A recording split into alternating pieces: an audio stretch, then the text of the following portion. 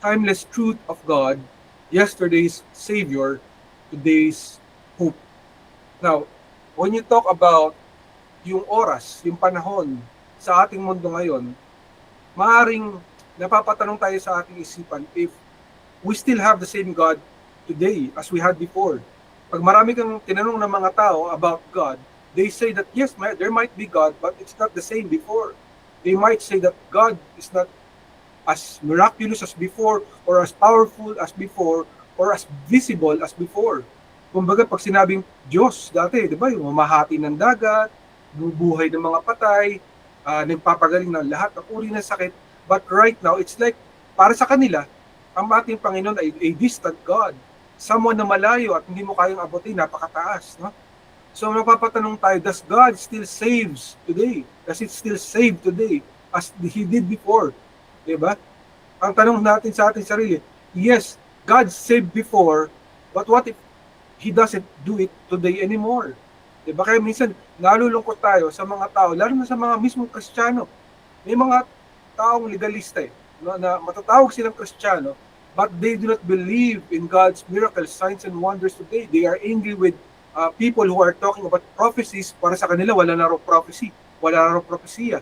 Ang Holy Spirit ay hindi na raw ganun ka-present nowadays. Ibig sabihin, hindi na kaya magpalayas ng mga demonyo.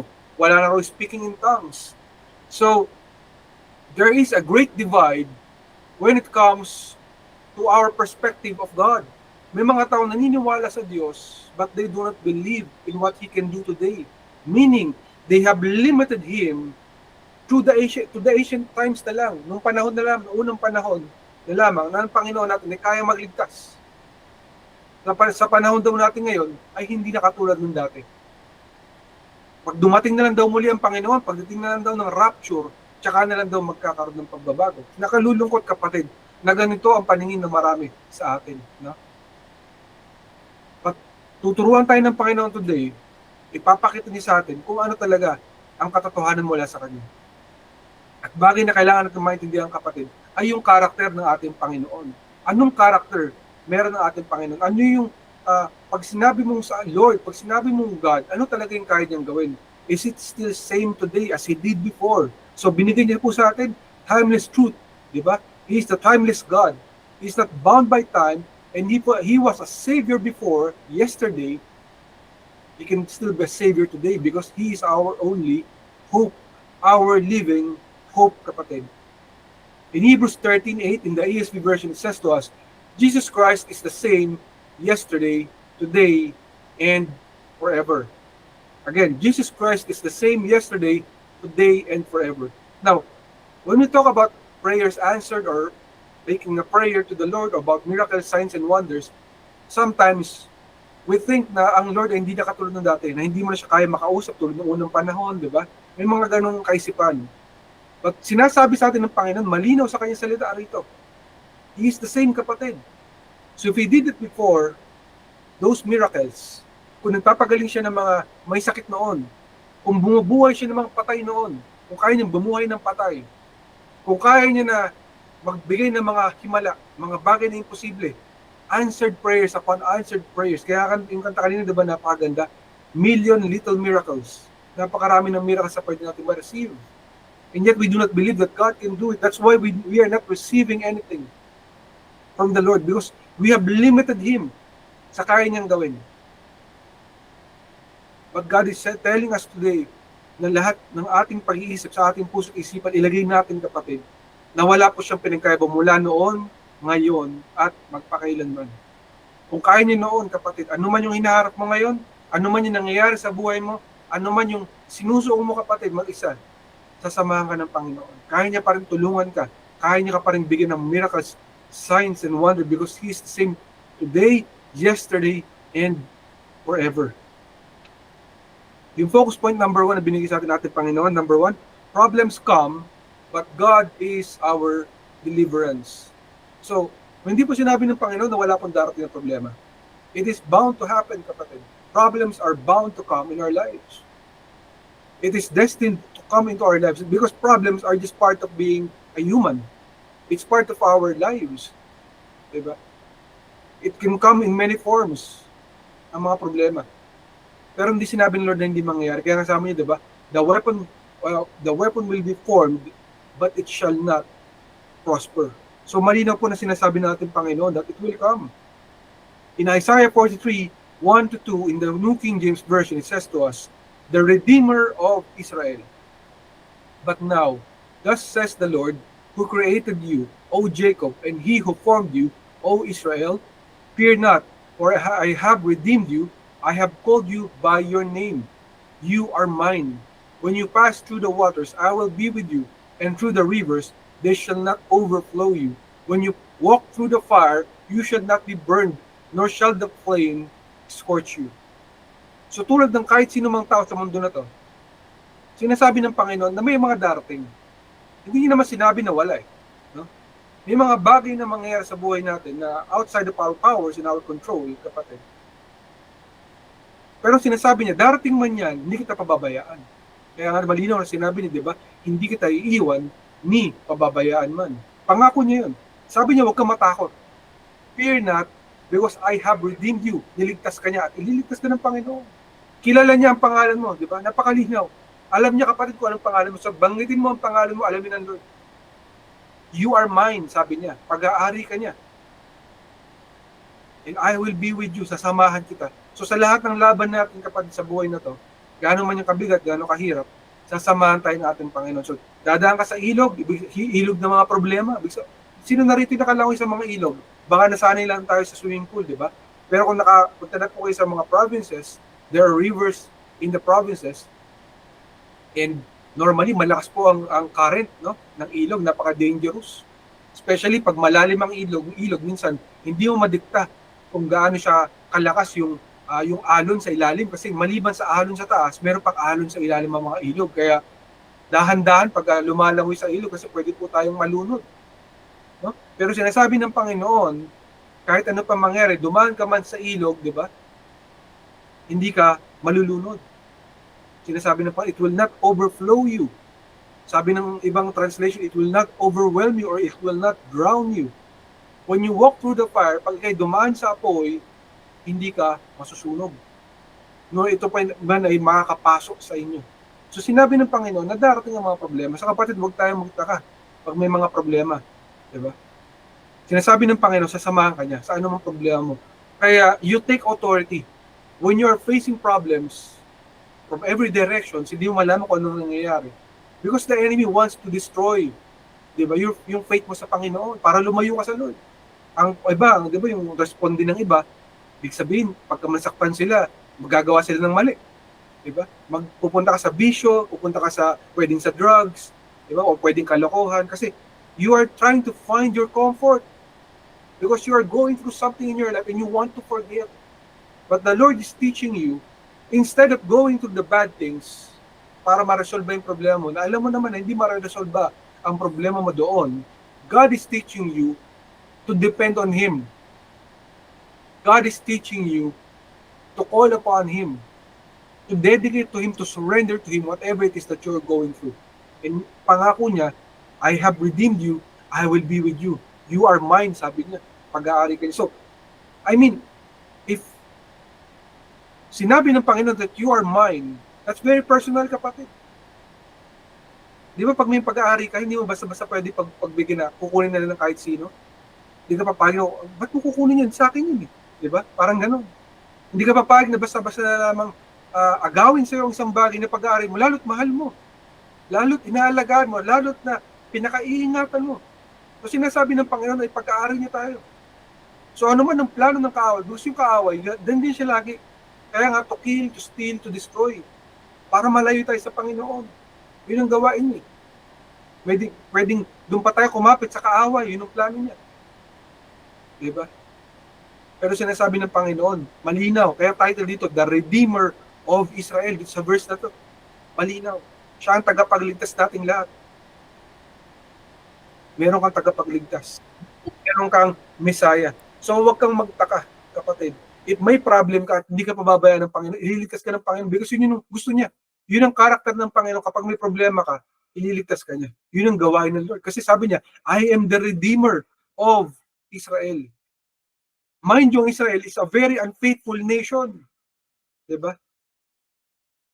which is, you can say, for all of us, bilang mga tao, we tend to make mistakes. We tend to sin. Magkakasala tayo sa Panginoon one way or another.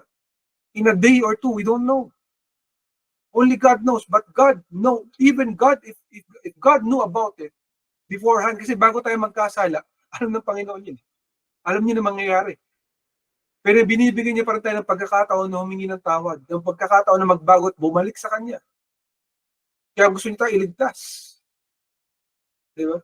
At malinaw, sinabi ng Panginoon, di ba? For God so loved the world that He gave His only Son, that whosoever believes in Him shall not perish, but have everlasting life. Gusto niya ang buong mundo sana. But the truth is, hindi buong mundo. Kapatid, so hindi po niligtas ng Lord ang buong mundo. He loved the whole world. Gusto niya lahat maligtas. But we have free will. Bawat isa sa atin may free will, kapatid. You have your free will, I have my free will. Everybody has a free will. May karapatan ka. Diba? Nasundin ko ano yung nasa puso't isip mo. At alam yun ng Lord. He gave you the chance. So why not grab it, kapatid? Libre naman, walang bayad. Diba?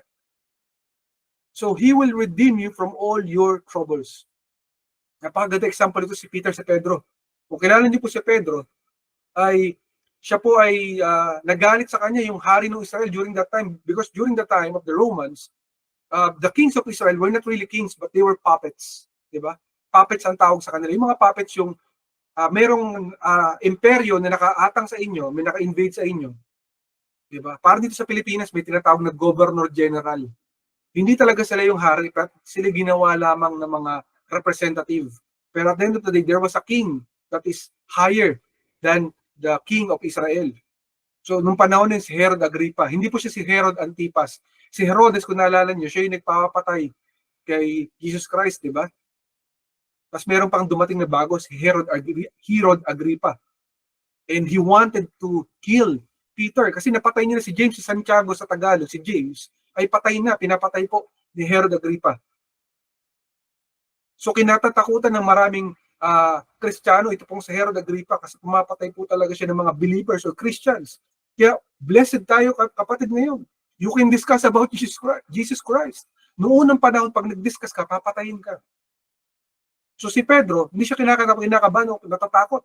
Nagpipreach pa rin siya sa harapan ng maraming tao. Sa galit ni Herod Agrippa, pinahuli siya.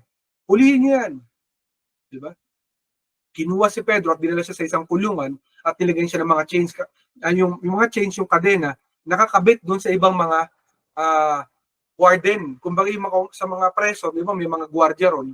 Nakalagay, nakatanikala yung chain sa ibang warden ng jail. Para siguradong hindi makatatakas si Peter. Ganun po kalala ang sitwasyon. To kill him, to destroy him, para kinabukasan, papatayin na si Pedro. But God did not allow it. Mind you, yung mga anak ng Panginoon, kahit natatakot po sila, nagpe-pray po sila. Kaya napaka-importante ka pa rin bilang mga anak ng Diyos, especially if you have leaders in the church, you pray for the leaders of the church. Kasi the enemy, number one ang target lagi ng kaaway, yung mga leader. Tatandaan yan.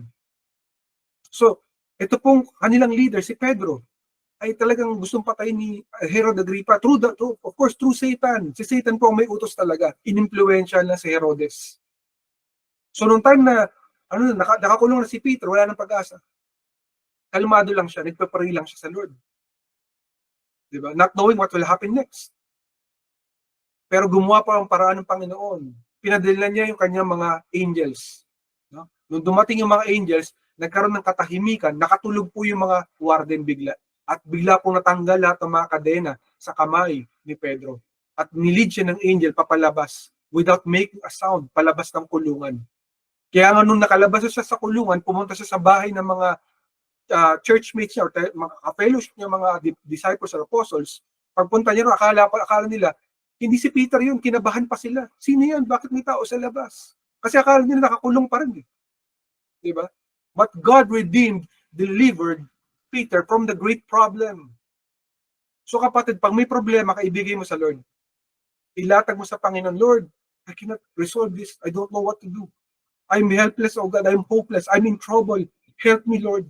Save me, rescue me. So pangako ng Panginoon, malinaw. Siya po ang ating Redeemer. The Redeemer of Israel is also your Redeemer. Maliwanag yung sinasabi ng ating Panginoon. Yes, the problems will come.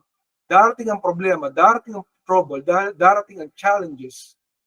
But remember kapatid, God is our present deliverer. He is our deliverance. Focus point number 2 na binigay ng Lord, you will forget about the bad times. No, He will never put you to shame.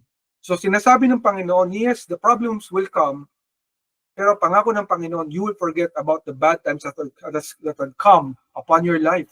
Hindi niya papabayaan na habang buhay na mapapahiya ka, you will never be put to shame. Yes, nagtatawa na lahat ng mga taong galit sa'yo, yung mga nag-hate sa'yo, di ba? Ayan, tignan natin kung nasan yung Diyos niya. Akala ko ba naniniwala sa Diyos yan?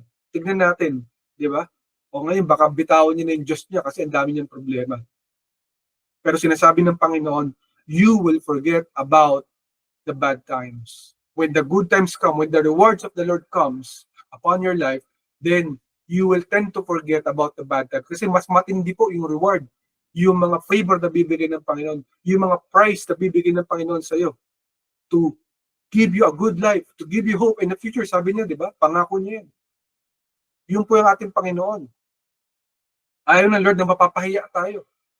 Gusto niya tayong samahan at tulungan, kapatid. So, He will never put us to shame. In Isaiah 54:4, in the NASB version, it says to us, fear not, for you will not be put to shame, and do not feel humiliated, for you will not be disgraced. But you will forget the shame of your youth, and the reproach of your widowhood, you will remember no more. So, ito yung napaka-applicable lalo sa mga pamilya, no? Sa mga magulang or mga nanay na hindi nakakaanak. Napakahirap po. Pag-pray ka ng pag-pray, tapos ayaw, hindi magka-baby. No? Kasi ito po yung minsan na pagtatawanan sila. Kung ano-ano iniisip ng mga tao, speculation, di ba? But God knows and sees everything. But remember, kids or babies, they are a gift from the Lord. Hindi po talaga lahat ay binibigyan ng biyaya ng Panginoon ng ganito. Pero pangako niya, di ba? You will never be put to shame. You will never be disgraced. And you will remember your shame no more. Yung kung ano man yung kakahihiyan na iniisip nila laban sa iyo, lalo nung kabataan mo pa, makakalimutan mo lahat yung kapatid. Pag binigay na ng Lord yung bawi niya, pag bumawi na ang Panginoon, di ba? In the presence of your enemies, though hindi mo sila tinatratong enemies, but they are treating you as an enemy, and therefore they are God's enemies. Alam mo ba yung kapatid? When somebody treats you as an enemy, they are an enemy of God. Because you are a friend of God. Therefore, they are an enemy to the Lord. They do not even know that. Kaya you bless them. You pray for them because they don't even know that they are in trouble. When people are attacking you and they know that you are a believer of Christ, then God is your friend, God is your protector, God is your redeemer. Sila ng babawi. Kaya nasa delikado po sila. So, imbis na magalit ka sa kanila, maawa ka sa kanila. Lord, forgive them. Sabi nga ng ating Panginoon, di ba?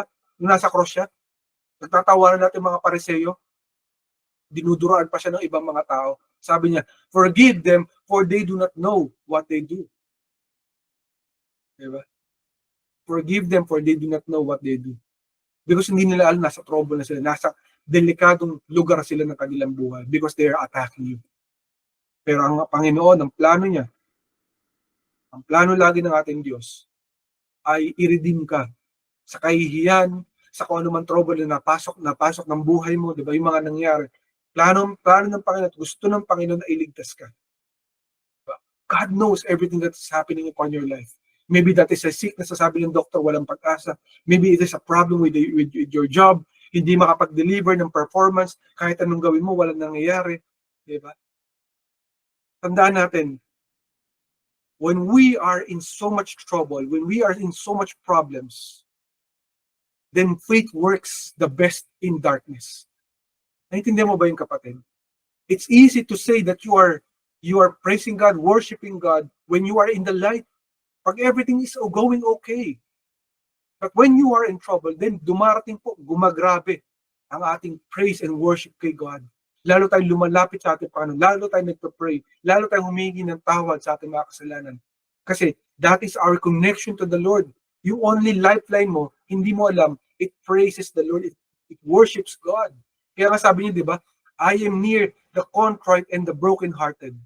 Kaya kapatid, kapag ikaw ay broken-hearted, di ba, wasak ang puso mo sa mga nangyari sa buhay mo, nakikita ng Panginoon yun. Alam niya yung nangyayari. At hindi siya papayag na ganun lamang habang buhay. Yes, temporarily, He might allow it for a purpose, for a season, kapatid. But later on, you will see kung anong gagawin ng Panginoon. The God of miracles will still redeem you and save you from the very situation. Napaganda pong example ito si Gideon, kapatid. Nung panahon niya, ang Israel po supposed to be a nation of God, di ba? Kasama po nila ang Diyos eh. Pero during this time, nagkasala po ang Israel. They worship gods na hindi po nila dapat worship. Nag-worship po sila sa mga iba't ibang santo. And God was angry with Israel. So pinabayaan niya that for a time, for a season, na mapahamak ang Israel, na makita nila kung ano yung buhay hindi kasama ang Diyos. Outside the grace and the favor of the Lord. So during that time, pag sila po yung nagtatanim, pag time na ng anihan, ng harvest time, imbis na sila ang kakain ng mga bigas, ng mga pananim nila, darating po yung mga tulisan, yung mga Midianites, kukunin po lahat ng kanilang mga inani. Na-imagine po ba natin yung kapatid? Even yung mga tinago nila sa bahay-bahay nila, magdarating yung mga tulisan, kukunin at nanakawin. Pag sila po lumaban, papatayin sila. So during this time, Israel was crying out to God, "Where are you? You're supposed to be our God." And yet, they have forgotten na nagkasala rin sila sa Panginoon. They have forgotten about their God. And yet, God still loved them and gave them a hope and a future. So ito pong si Gideon, isa po sa mga anak ng Diyos na may tiwala pa rin sa Panginoon na hindi po gumagawa ng mali. So ginagawa niya ay naglilingkod pa rin siya sa Panginoon. Kaya isang araw, may lumapit po sa kanya, the angel of the Lord. Kinausap siya. Sabi niya, "I will use you to deliver my land, to deliver my people Israel from the Midianites. I will help you." Sabi niya ganun. Pero sabi ni Gideon, "Bakit ako? Di ba, simpleng tao lang ako. Sa dami-daming tatawagin mo, Lord, bakit ako? Ako'y simpleng tao lamang. Hindi ako panganay. Ako'y bunso lamang. Ako isa sa galing sa pinakamaliit na pamilya. Hindi kilalang pamilya. Hindi powerful na family. Why me, Lord?" Kaya minsan, sasabihin mo sa Lord, "Bakit ako, Lord?" Di ba? Kapatid, wag tayo maging ganun. Hindi mo alam kahit kung ano po yung potential natin na nakikita ng ating Diyos, kahit sino pwedeng gamitin ng ating Panginoon. So si Gideon, the most unlikely person ay ginamit ng Lord. So sobrang doubtful nga ng tao ito kasi madali siya mag-doubt. Hindi siya agad nang titiwala. Nung sinabi sa kanya, Lord, sigurado ka ba? Ako ba yun? O sige, kung ikaw yun, oh God, pwede bang itong balat ng animal, the skin of this animal, ganito ang usapan natin. Pagka umaga, sabi niya gano'n, ay dapat gusto ko tuyo yung balat, tapos yung paligid niya, basa. Sabi niya gano'n. Sabi po nito ni Gideon, sabi niya. Tapos gusto ko, Lord, pagka sumunod na madaling araw naman, yung kabila naman yung basa, yung ito namang yung balat ng hayop naman or ng animal, ang tuyo. So, alam niyo, nakikita niyo yung kapatid. He was asking for an impossible sign from God to make sure na talagang tinawag siya ng Lord. A very doubtful person, pero ginamit ng Panginoon. So, tinupad nga ng Panginoon, nagulat siya, kaya napasamba siya sa Lord bigla. Diba? Sinamba niya talaga ang Panginoon. Kasi ginawa ng Panginoon, sige, paggising niya, tuyo yung balat ng animal sa paligid ng basa. Tapos kinabukasan ganun ulit, nabasa naman yung gitna, yung gilid, yung sides, ay natuyo. Diba? So ginamit ng Lord itong si Gideon para atakihin ng kaaway, para matapos na ang mga nagpapahirap sa mga anak niya. So pagdating nila, I forgot how many people he brought with him. Probably 100,000, diba? Napakarami nila. And along the way, meron po mga tao na kakaba-kaba. Diba? Yung ibang kakaba-kaba ay sinabi ng Lord, sige, yung 40,000 dyan, itira mo na. Yung mga tanggalin mo na kasi medyo kakaba-kaba sila. So pabawas ng pabawas hanggang sa ultimately from hundreds of thousands to 40,000 to 300 people na lang. 300 people. Sino po sa atin nakakaalala, kapatid, sa yung istorya, kapatid, nung 300, diba? The 300. Yun po hindi po yun yung nauna. Mas nauna po yung story ni Gideon doon. So yung 300 na katao, kasama po ni Gideon, umatake po sa kalaban. Ang problema, ang kalaban, kasing dami ng buhangin. Impossible. Like our problems, kapatid, the problems that comes in our lives sometimes, it's impossible. Diba? Impossible na may mangyari maganap. Diba? Parang walang mangyayari dito, parang imposible. Yun yung hinaharap po nila Gideon, pero hindi lamang po yun. Ano sabi ng Panginoon sa kanila? Okay, ganito ang gawin ninyo. Ang dadalhin nyo, hindi hindi po espada ang pinadala sa kanila. Pinadala sila ng sulo or torch at pinadala sila ng banga. Imagine nyo ba yung kapatid? Ang kalaban ninyo may mga dalang shield, may mga dalang swords. They are trained warriors, wild warriors na katatakutan mo. Yung nagundong pala ng kabayo kasi dami ng buhangin, paparating sa lugar nyo, kakabahan ka na. So pagdating nila doon, iba po ang pinagawa ng Lord. O sige, dala kayo ng sulo, dala kayo ng torch at ng banga. Madaling araw. So ginawa ng Lord, pinabasag po yung mga banga at yung sulo, nagsigawan sila. And through that war cry, kapatid, ginamit ng Panginoon by the powers of the angels, no? By the power of God, ay talaga nagpanik po itong mga kaaway na napakarami. Sila po nag-away-away at nagpatayan. Na-imagine mo yung kapatid? Sometimes even God can use our enemies, though we are not treating them as enemies, but they treat us as enemies so that they can fight amongst themselves. God can cause chaos upon their camp. Ganito po ang ginawa ng Panginoon sa kaaway nila Gideon ng Israel to resolve the problem. And so 300 na katao, tinapos po yung napakaraming tao na kalaban. Kasi dami daw ng buhangin. Can you count the sand, kapatid? Kaya ba natin bilangin ng buhangin? It's impossible to count sand, kapatid. But God showed everyone, kapatid, that He is a great Redeemer. The same way with your life, kapatid. You might look at it that it is impossible, but continue decreeing and declaring God's goodness upon your life.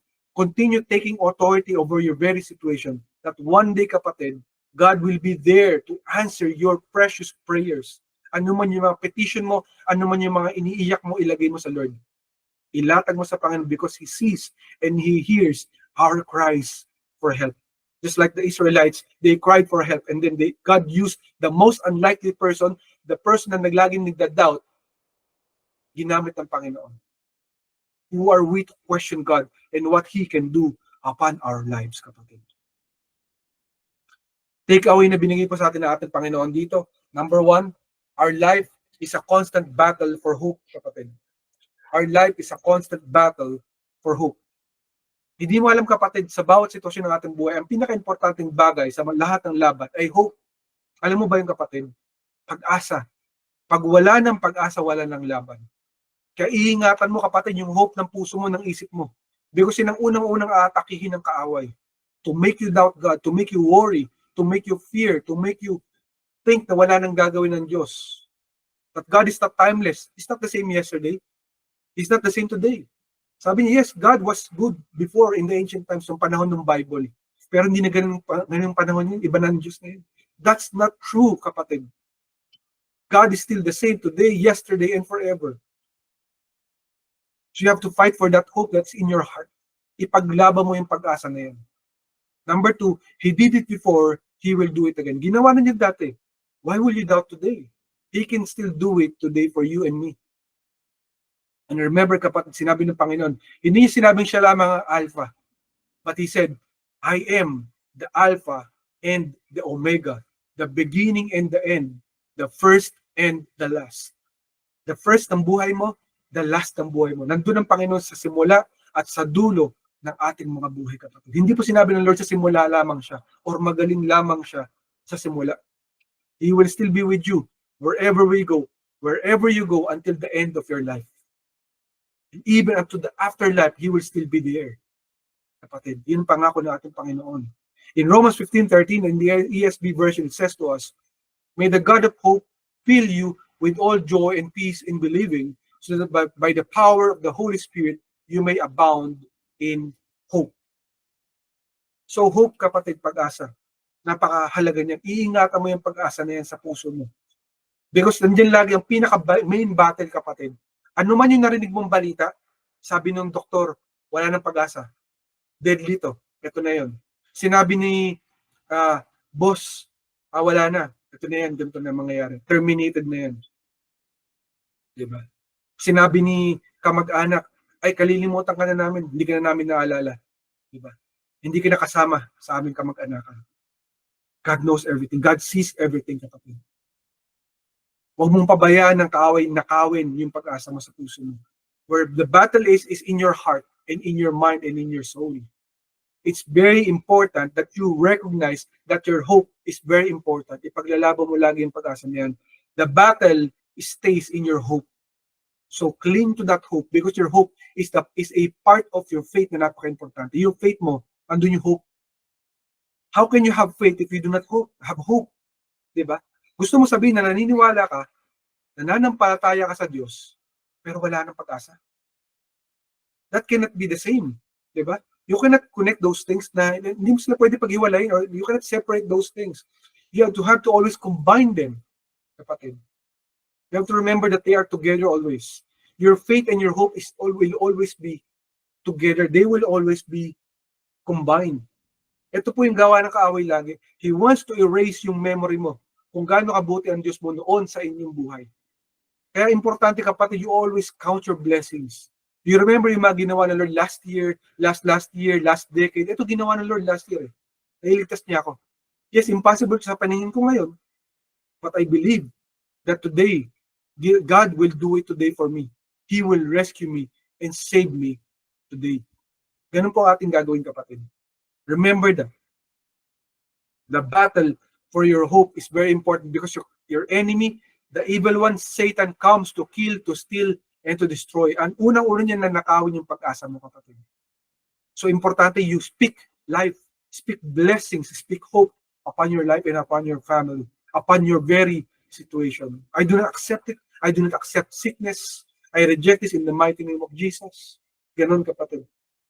Because this is the number one thing na tinatarget ng ating kaaway para tayo lalayo sa ating Panginoon.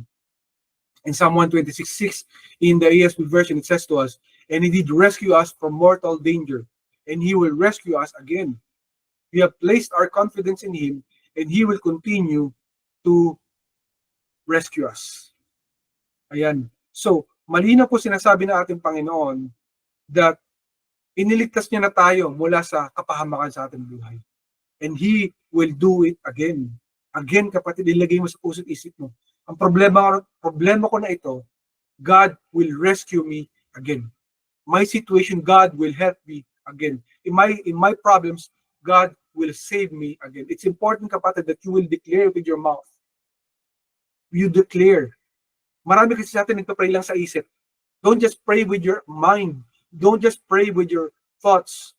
You have to also pray with your mouth. Your mouth is very powerful. The problem is yung mouth natin, nasasabi natin yung mga bagay na masama, di ba? Yung mga bagay na hindi dapat nasasabi natin. Imbis na yung mga magaganda, yung blessings, mali ang nasasabi natin. So nagkakaroon ngayon ng power yung mali sa buhay natin. So we have to decree and declare the good things, the blessings, the favor of the Lord upon our lives. The impossible things God can do still for our life. Napaka-importante ng kapatid. Last verse na binigay ng ating Panginoon in Revelation 1:8, in the NLT version, God says, "I am the Alpha and the Omega, the beginning and the end, says the Lord God. I am the one who is and who always was and who is still to come, the Almighty One." Remember who claimed this? Jesus Christ. Kaya next time na may magsabi sa inyo si Jesus Christ ay hindi Diyos, sinabi niyang siya ay Alpha at Omega. God is the same today, kapatid, yesterday, and forever. He is a timeless God. Tanda mo yung kapatid. He is a timeless God of your life. Because He is the same God today, yesterday, and forever. Now, kapatid, when we pray, what if hindi agad sinagot ng Panginoon? We pray that God will move that mountain, will throw this mountain away from you, from your life. Lord, I have a problem. Remove this mountain. The question is, what if God did not answer it right away? God did not answer it instantly. Will you turn your back on God? Ang tinuturo po sa atin ng ating Panginoon, trust His timing. God works on the perfect timing. May timing po ang Panginoon. Hindi po ibig sabihin na hindi na agad natin nakuha on earth. Hindi po ibig sabihin na hindi po sinagot ng Panginoon ang ating panalangin. God has already answered our prayer. If it is His will, kung kalooban ng Panginoon. Kaya importante when we say our prayer, di ba yung the Lord's Prayer, alam niyo po ba yun? Our Father you are who is in heaven, hallowed be thy name. Your kingdom come, your will be done on earth as it is in heaven. Your will be done on earth as it is in heaven. It's very important, kapatid, that we declare it, na kung ano po yung nangyari na sa langit, ay mangyari din dito sa lupa. Because God has already sent the answer. You just haven't received it. Hindi mo pa lamang nakukuha. Kung baga, imagine mo, may LBC, pinadala sa LBC, sa JNT, sa JRS, di ba? Pinadala na, o baka sa Lala Move, pinadala na po siya, pero hindi pa dumarating. Ganun po dapat natin tingnan ang ating Panginoon. God has already answered. So you have to keep on believing, keep on praying, keep that hope in your heart, because God is still the same today, yesterday, and forever. Tandaan mo, kapatid, God is not yet done with you and your life. Your comeback season is about to come. Remember this. Declare this in your life. Your comeback season is coming to your life. In Christ, declare it, kapatid, you will recover all. In Christ, you will recover all. Because pangako ito ng ating Panginoon. Hindi mo lamang i-recover all. You will get double portion. Double portion for your trouble. Kaya nga sabi, di ba? Double for your trouble. If you have been troubled by the enemy, it only means the enemy is so afraid of you because God is using you. Pag maraming problema, matindi po ang takot ng kaaway. Pag marami pong problema, ibig sabihin nun, marami rin dating na blessing. Marami ang dating na reward. Marami ang dating na favor ng ating Panginoon. And you will recover all. Tandaan natin, hindi po namatay ang ating Panginoon in vain. God did not die in vain. Jesus Christ did not die in vain. His plan is to give you million of little miracles. Bigyan ka ng malalaki at maliliit at malalaking miracles. Himala upon himala. Miracles upon miracles, kapatid. So the next time that you doubt, the next time that you think that God will not do it, take heart, kapatid. God will do it. God will give you that comeback. God will resurrect your life, return your life, recompense you, vindicate you for all your trouble. At sinabi ito ng ating Panginoon, He who began a good work in you will be faithful to complete it. He who began a good work in you will be faithful to complete it. Hindi po pababayaan ng Panginoon na sinimulan niya ang trabaho sa buhay mo, inayos niya ang buhay mo, at iiwan ka niya lang sa isang tabi. Ganun na lamang ba yun? The process of being born again takes a lifetime. It doesn't mean that when God makes you a born again, tapos na. No. He will help you. He will always be there for you. Because God is the same today, yesterday, and forever. Kung sinimulan ng Panginoon sa simula, tatapusin niya at kasama mo siya sa katapusan na yun. Huwag mong kakalimutan, kapatid, kasama mo ang Panginoon sa lahat-lahat ng iyong laban. Ibigay mo yan sa Panginoon sapagkat siya ang iyong kasama. Yan ang mensahe ng ating Panginoon na buhay. Salamat sa Panginoon sa kanyang mensahe na binigay sa ating lahat. And kapatid, maybe this is the first time that you're listening to this broadcast. You might not know me, you might not know Ancient Doors Church, and maybe worse, maybe you don't know Jesus Christ. Kapatid, in this world, there's something that you must understand. Lahat tayong mga tao ay nagkakasala. At yung kasalanan na yan, yung nag-iisang kasalanan na yan, gaano man karami ang kasalanan na nagawa mo sa buhay mo, ay magiging dahilan para makapunta tayo sa impyerno balang araw. Surely you would not want to go to hell or sa impyerno one day. You would want to go to heaven one day when you die. But there's only one way para makarating ka sa langit, kapatid, para mapatawad lahat ng iyong kasalanan. And that is to trust Jesus Christ, that He died for you and me 2,000 years ago. To save us from all our sins, bilang kabayaran sa ating mga kasalanan, siya ay napako sa krus ng Kalbaryo. At nabuhay muli pagkatapos ng 3 araw. Bilang kaligtasan para sa ating lahat. Pero kapatid, kailangan mo humingi ng tawad sa iyong kasalanan at tanggapin siya bilang Panginoon, Diyos at tagapagligtas ng iyong buhay, ng buong puso, isip at kaluluwa. If you will do it today, kapatid, with all your heart, receive Him as Lord and Savior, ask for forgiveness, then, kapatid, you will receive the crown of life, kapatid. Life together with Jesus Christ one day in heaven. Para hindi ka makarating sa impyerno, kundi sa langit, balang araw. If you will pray that prayer today with me, kapatid, you will pray it with all your heart, you will receive Him today. Let's pray, kapatid. Samahan mo ako manalangin. Let us pray. Panginoon, Panginoon, tinatanggap kita sa aking buhay. tinatanggap kita sa aking buhay. Humihingi ako ng tawad Humihingi ako ng sa tawad lahat-lahat ng aking kasalanan. sa lahat-lahat ng aking mga kasalanan. Patawarin mo ako. Patawarin mo ako. Jesus, Jesus, ikaw ang aking Panginoon, ikaw ang aking Panginoon, Diyos sa tagapagligtas ng aking buhay. Diyos sa tagapagligtas ng aking buhay. Gusto kita makasama sa langit balang araw. Gusto kitang makasama sa langit balang araw. Tinatanggap ko Tinatanggap ko ang kaligtasan na regalo mo. kaligtasan ng iba. Salamat, Panginoon, Salamat, Panginoon, sa biyaya mo. sa biyaya. Salamat din, Panginoon, Salamat din, Panginoon, sa pagkamatay mo sa krus ng Kalbaryo sa pagkamatay mo sa krus ng Kalbaryo at pagkabuhay muli pagkatapos ng 3 araw. at pagkabuhay muli pagkatapos ng 3 araw. Sa buhay kong ito, Sa buhay kong ito, samahan mo ako samahan mo ako upang ako'y maging mabuting tao. upang ako'y maging mabuting tao. Ikaw na ang aking Panginoon, Ikaw na ang aking Panginoon, ngayon at magpakailanman. ngayon at magpakailanman. Ito ang aking panalangin Ito ang aking panalangin sa matamis sa pangalan ni Jesus. sa matamis na pangalan ni Jesus. Amen, amen at amen. Amen, amen at amen. If you pray that prayer, kapatid, congratulations to you. You are now a new creation. The old is gone, the new has come. God wants to work on your life, and He wants to have a perfect relationship with you. If you want to know more about Jesus Christ, kapatid, I urge you to reach out to us in social media platforms, in Ancient Doors Church social media, and we will be more than glad to help you out. Congratulations to you, kapatid.